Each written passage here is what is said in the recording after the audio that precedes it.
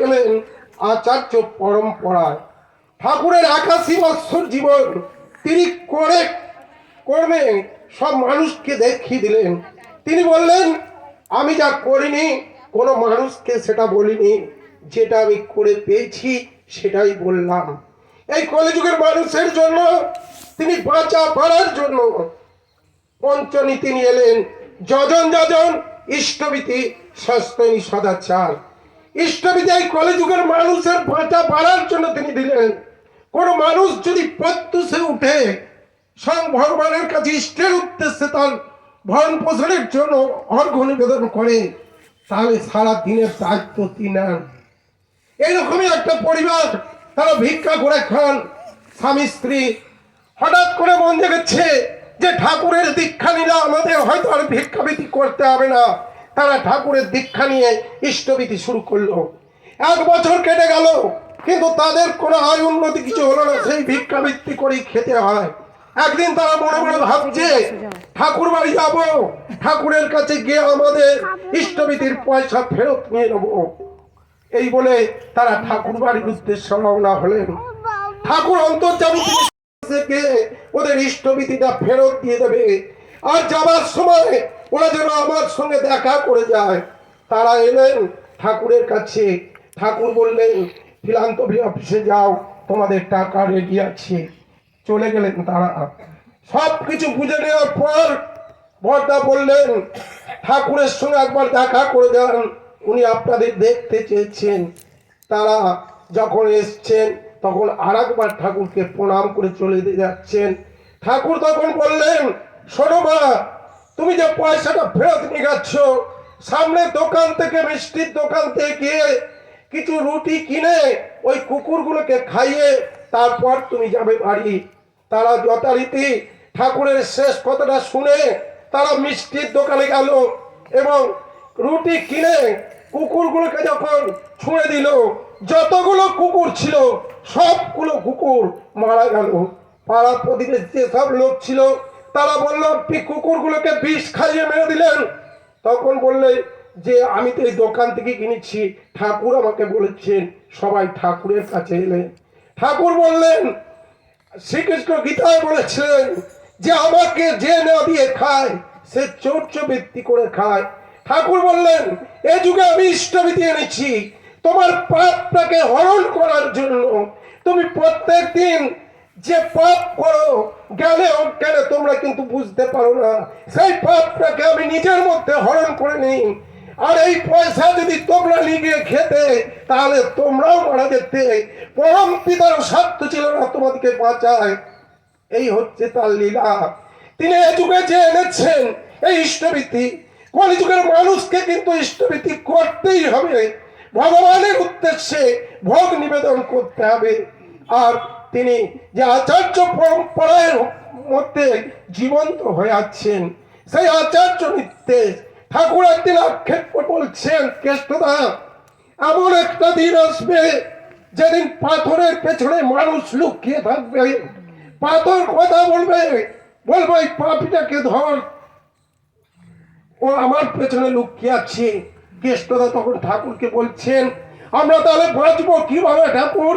ঠাকুর বললেন, পথ দেখাবার জন্য আসবে পঞ্চম পুরুষ। আর আচার্যদেবের পিতা দাদা বলেছিলেন যে, অবিন, তোর হয়তো এখন হালকা বয়স, আমি বেঁচে থাকবো না, তোর বাবাইও বেঁচে থাকবে না। একদিন যখন আমার মতো বয়স তোর হবে, গোটা পৃথিবীর লোক তখন ঠাকুর ঠাকুর করবে। সেই দিন আজ এসে গেছে। আজ একটা যেন আনন্দের ঢল পড়ে যাচ্ছে। অবিন্দার কাছে ইয়ং জেনারেশনটা পুরো ঝাঁপিয়ে পড়েছে, সবাই ঠাকুর ঠাকুর করছে। তাই আমরা যদি সেই ঠাকুরকে মাথায় করে নিয়ে চলি, একটা কথা মনে রাখতে হবে, ঠাকুর তুমি আছো বলেই আমি আছি, তুমি না থাকলে কিন্তু আমি থাকতাম না। আর সেই ঠাকুরকে মাথায় করে নিয়ে চললে আমাদের ভালোই হবে। আচার্যদেব বলছেন, এই যে ডিপি ওয়ার্কস, যে মানুষগুলো ঠাকুরের চরণ থেকে হারিয়ে গেছে বা চলে গেছে, তাদের ঘরে ঠাকুর নাই, ইষ্টবিধি করে না, সেই মানুষগুলোকে তিনি আবার তার চরণে নিয়ে আসতে বলেছেন। আচার্য বলছেন যে তুমি কে তাদের বাড়িতে যাবে আর জয় গুরু দেবে কিছু না বলতে পারো, তুমি ঠাকুর ধরে কি পেয়েছো সেটাই তুমি বলবে। আমি আমার জীবনে এই ঠাকুরের নাম যখন করতাম না, 25-26 বছর যখন বয়স, তার আগে পর্যন্ত আমি তখন কোনো মানুষকেই কিন্তু মানতাম না। আমি জানতাম যে জীবনে এই খাওয়া পড়া, ভালো মন্দ, ঘোরাফেরা, আনন্দ ফুর্তি, এটাই কিন্তু জীবন। কিন্তু পরে যখন ঠাকুরের বই পড়ে বা সৎসঙ্গে গিয়ে জানতে পারলাম এটা আমাদের জীবন নয়, আমাদের জীবনের আসল উদ্দেশ্য হলো ঈশ্বর প্রাপ্তি।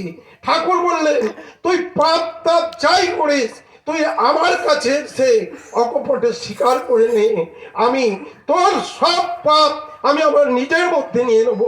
তাই তিনি আমাকে এই আমার মুখ দিয়ে তিনি ঠাকুরের কথা বলিয়ে নিচ্ছেন। কি বলছি কিন্তু আমি জানি না, আমি ঠাকুরকেই ভালোবাসি। একটা কথা বলে রাখবেন, বাড়ির মধ্যে যেই থাক আপনার ঠাকুরই সর্বসর্বা। ঠাকুরকে নিবেদন করে সব সময় বেরোবেন, দেখবেন আপনাদের মঙ্গল হবেই হবে। আর আপনারা তার বিধিবিধান মেনে চলবে, আপনাদের পরিবারগুলো দেখবেন সবাই সেই ঠাকুরকে নিয়ে মেনে চলবে। মণি ঠাকুর একদিন বলেছিলেন, মণি তুমি আমারও তোরা হয়ে চলতে পারো না, যারা আমায় দেখেনে তোমায় দেখে আমায় ভালোবাসবে। তাই আমাকে তেমন তর হয়ে চলতে হবে। আমার চলা দেখে আরো 5টা পরিবার যেন পাশাপাশি বলতে শোনা যায় যে এমন একটা পরিবার দেখলাম যারা ঠাকুরকে মাথায় করে নিয়ে চলছে। এইভাবে প্রত্যেকটা পরিবার যখন ঠাকুরমুখী হয়ে চলবে তখন পৃথিবীর রূপটা কিন্তু পাল্টে যাবে। প্রত্যেকের মঙ্গল প্রার্থনা করি, আপনারা সবাই ঠাকুরকে মাথায় করে নিয়ে চলুন। আর এই যে অভিজিৎটা যে বললেন, এই ঠাকুরের কাজ আমাকে যে যখন বলবে তার কাজ, আমার শত কাজ ফেলে দিও, তার কাজটা আগে করতে হবে। কারণ আমরা বিশ্বপিতার সন্তান, সেই বিশ্বপিতার ডাক যখন আসছে তখন আমাদের সব কাজ ফেলে রেখে যদি আমরা তার কাজে প্রতিনিয়ত হই তাহলে আমাদের মঙ্গল হবেই। আর আমাদের দিকটা তিনি চিন্তা করবেন।